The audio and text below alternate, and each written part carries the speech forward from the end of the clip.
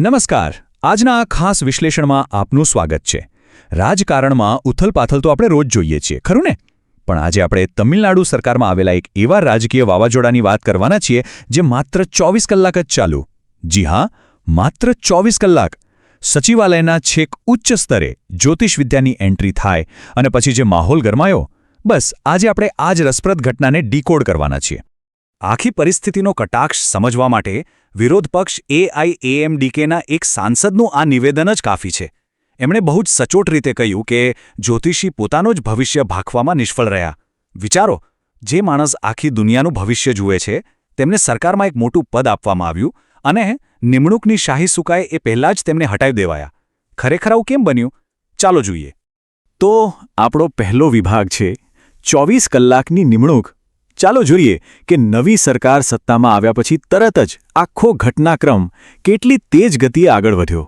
આ ટાઈમલાઈન પર જરા નજર કરો, બધું એકદમ ક્લિયર થઈ જશે. 12મી મેના રોજ અચાનક જ મુખ્યમંત્રીના ઓફિસર ઓન સ્પેશિયલ ડ્યુટી એટલે કે OSD તરીકે એક નિમણૂક થાય છે. પછી આવે છે 13મી મેની સવાર અને રાજકીય વર્તુળોમાં જાણે વિસ્ફોટ થાય છે. ચારે બાજુથી ભારે વિરોધ અને 13મી મેની બપોર સુધીમાં તો એપોઇન્ટમેન્ટ કેન્સલ. લિટરલી માત્ર એક જ દિવસમાં નિમણૂક થઈ, હોબાળો મચ્યો અને ઓર્ડર પાછો પણ ખેંચાઈ ગયો. હવે વિભાગ 2. આ રાધન પંડિત આખરે છે કોણ? આવડો મોટો હોબાળો કેમ થયો એ સમજવા માટે આ જાહેર પદ પર બેસાડવામાં કોને આવ્યા હતા એ જાણવું બહુ જરૂરી છે. રીકી રાધન પંડિત વેટ્રીવેલ આ કોઈ સામાન્ય નામ નથી. તેઓ છેલ્લા 4 દાયકાથી જ્યોતિષવિદ્યા સાથે જોડાયેલા છે અને સોશિયલ મીડિયા પર બહુ જ એક્ટિવ છે.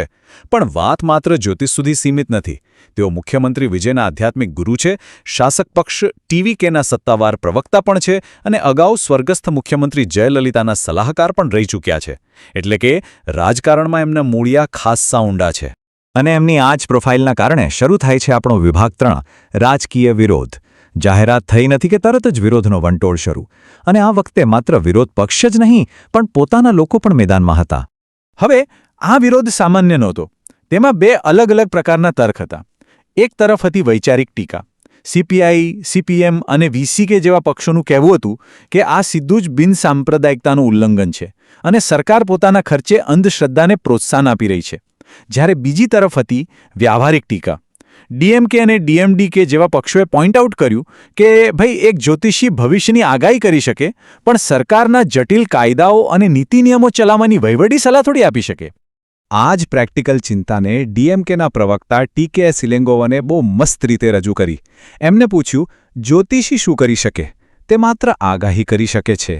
મુખ્યમંત્રીને એવા વ્યક્તિની જરૂર છે જે તેમને નિયમો મુજબ યોગ્ય સલાહ આપી શકે. સીધી વાત છે ને. સરકાર ચલાવવા માટે ગ્રહોની દશા નહીં પણ કાયદા અને બંધારણની સમજ જોઈએ. અને આખી ગેમમાં સૌથી મોટો શોક તો ત્યારે લાગ્યો જ્યારે સરકારના પોતાના સાથી પક્ષો પણ આ જ વિરોધના સૂરમાં સૂર મિલાવવા લાગ્યા. VCKના એક ધારાસભ્યએ તો ત્યાં સુધી કહી દીધું કે આપણે પણ મહારાષ્ટ્ર અને કર્ણાટકની જેમ અંધશ્રદ્ધા વિરોધી કાયદા લાવવા જોઈએ. તો વળી કોંગ્રેસના એક સાંસદે સીધો જ સવાલ ઉઠાવ્યો કે OSD જેવા અત્યંત મહત્વના પદ પર કોઈ જ્યોતિષીની જરૂર જ શું છે?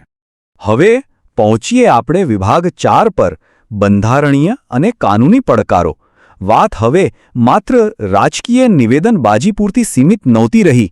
મામલો હવે પૂરેપૂરો કાયદાકીય બની ગયો હતો. મદ્રાસ હાઈકોર્ટમાં એક વકીલે ક્વો વોરંટો પિટિશન દાખલ કરી દીધી. હવે આ ક્વો વોરંટો શું છે? સિમ્પલ ભાષામાં કહું તો આ એક એવી કાનૂની પ્રક્રિયા છે જ્યાં કોર્ટ સમક્ષ સીધો સવાલ કરવામાં આવે છે કે ભાઈ કયા અધિકારથી અથવા કઈ લાયકાતથી આ વ્યક્તિ આ સરકારી પદ પર બેઠી છે. એટલે કે જ્યોતિષીની સીધી લાયકાતને જ કોર્ટમાં પડકારવામાં આવી. અરજીમાં જે કાનૂની દલીલો કરવામાં આવી તે ખરેખર બહુ સોલિડ હતી. તેમણે સીધો જ બંધારણની કલમ 309નો હવાલો આપ્યો અને સુપ્રીમ કોર્ટના પ્રખ્યાત ઉમાદેવી કેસનો ઉલ્લેખ કર્યો. તેમની દલીલ એકદમ સ્પષ્ટ હતી. કોઈપણ સરકારી નિમણૂક બંધારણીય માળખા અને નિયમોની બહાર મનસ્વી રીતે થઈ શકે જ નહીં. પબ્લિક એપોઇન્ટમેન્ટ માટેના નિયમો બધા માટે સરખા અને પારદર્શક હોવા જોઈએ. અને આટલા બધા પ્રેશર પછી શું થાય? વિભાગ 5, ઝડપી રદીકરણ. એક બાજુ રાજકીય સાથીઓ નારાજ અને બીજી બાજુ કાનૂની દબાણ. સરકાર પાસે હવે આ ઝડપી નિર્ણય લેવા સિવાય બહુ ઓપ્શન બચ્યા નહોતા. અને ફાઇનલી 13મી મેના રોજ પ્રિન્સિપલ સેક્રેટરીએ આ ઓફિશિયલ ઓર્ડર બહાર પાડ્યો.